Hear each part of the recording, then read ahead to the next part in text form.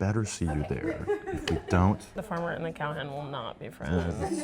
Is there a moment in the show you are most excited for audiences to experience for the first time? Probably the smokehouse. It is so tragic and hilarious at the same time. It's two dudes talking about how good one of them is going to look at their funeral. And it's like, what? You know, but that's the whole deal with Curly, is he's using humor as a weapon. It's rich. Yes, What has been your favorite rehearsal moment so far? Seeing Kansas City put together for the first time. I got to watch Peter learn how to use the rope in our last rehearsal process together. You know when you watch somebody from like truly the beginning all the way to when they get somewhere. It's really cool. Yeah. Who is more stubborn? Oh. Lori or Curly? What a question for a cowboy. You know, probably Lori, because... Correct. It's the only right answer, I'm so Well, sorry. I mean, think about it. You got this cowboy who shows up to your front door singing about taking you out on a buggy with fringe. And she's like, nah. I will always say Lori. I mean, it's what makes them perfect, and, well, it's complicated, but they're both so prideful. What is your favorite number to perform? I think that people will say we're in love reprise. It's the whole will they, won't they argue, they bicker, and then you get to the end of the show and you're like, oh, they're in love. They both absolutely refuse to share any of their feelings with each other. Correct. Not that any of us know anyone like that, you know.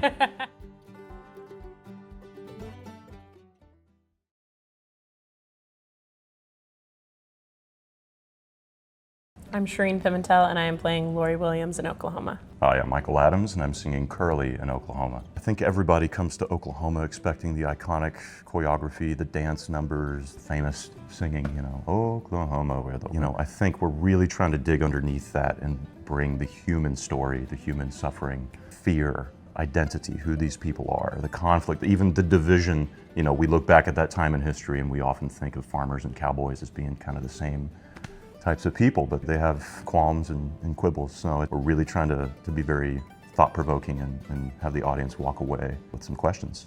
Oklahoma, in and of itself, I think was ahead of its time. Every musical that's ever written is usually ahead of its time because when it's written, the writers are grappling with conversations that are happening as they're being written. As we dig underneath Oklahoma, we're finding things that just exist within the text that's not really trying to make anything up. It's trusting what's written and finding the conversations that were very prevalent at that time and how they have evolved and are still being talked about today. Oklahoma opens July 10th and performs through August 15th at Glimmerglass. Tickets are now available at glimmerglass.org. We really hope to see you there.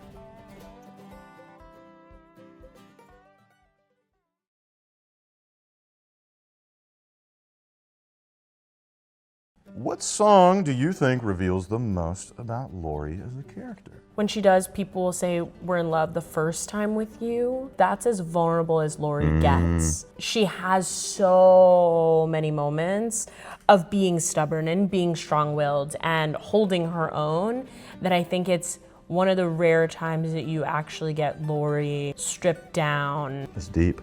I love that about Golden Age musicals. What's in the text is actually an incredibly strong-willed woman who, based off of her circumstances, must be portrayed in a certain type of way. The more that time goes on, that has evolved. Are there any details about your costume that you want to highlight? Lori does most of Act 1 in overalls. It's something that's already written in the text of Oklahoma, is how steadfast and headstrong she is as a person, and you get that personified in the costumes with her being the only female identifying character in the show wearing pants. And it's comfortable. You can't beat that. You can't.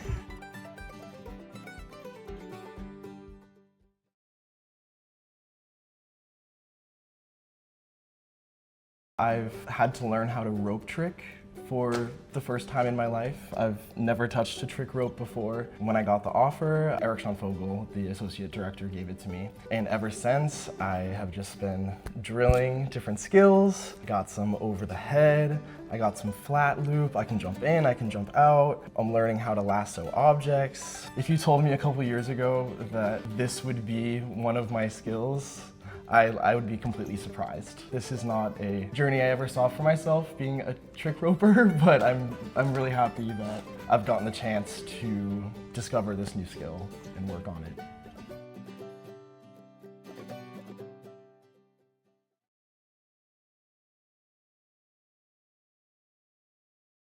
It's so funny because sometimes we have little moments where I feel like we are our characters in a second, where we're like, I think my favorite thing about her is her openness. It's a blessing and a curse. It's the reason she falls in love with everything, and she has this freedom to her, this unbridled spirit. But it's also the reason why she can't say no to anyone.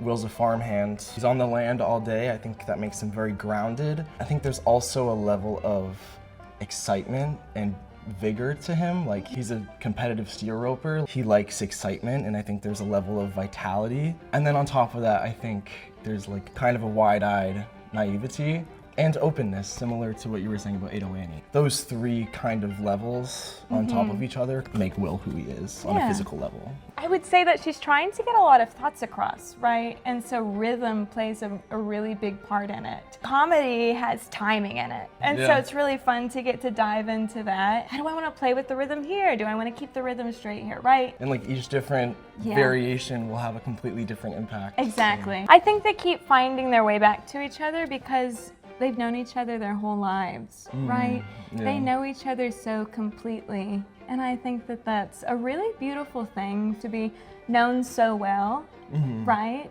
You grow up with each other. It's beautiful to be known. It's beautiful really great to be known. Yeah.